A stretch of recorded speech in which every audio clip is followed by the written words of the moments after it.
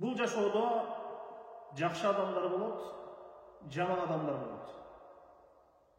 Эгер инсан бұл жашоодо жакшы адамдар менен бирге болгон болсо, кыяматта дагы ошол жакшы адамдар менен бирге болот экен. Эгер инсан бұл жашоодо жаман адамдар менен бирге болгон болсо, кыямат күнү дагы жаман адамдар менен бирге болот экен. Буга далалат кылган аяттар бар. Мына ошол аяттардын бири Аллах Таала айтат: "Ва идан нуфусу зуwijat."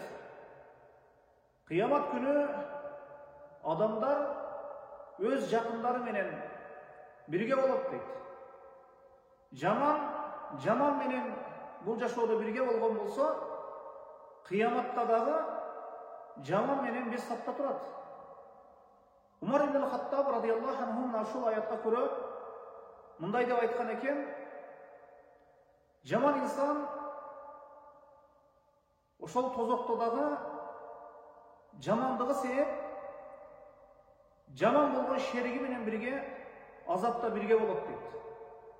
Жакшы инсан жакшы жолдошу себеп, жакшылыгы себеп, ошол жакшыга жолдош болгондугу, дос болгондугу себеп бейиште дагы рахат, жыргалчылыкта жакшы инсан менен жакшы инсан бирге болот экен. Мына ошондуктан инсан имандуу, жакшы адамдарды дос тутканга, жакын алганга аракет кылуубуз керек экен. Дайыма жакшы инсандар менен бирге болсок, жакшы инсандар менен кыямат күнү дагы бирге болот экенбиз. Wallahu a'lam bis-sawab.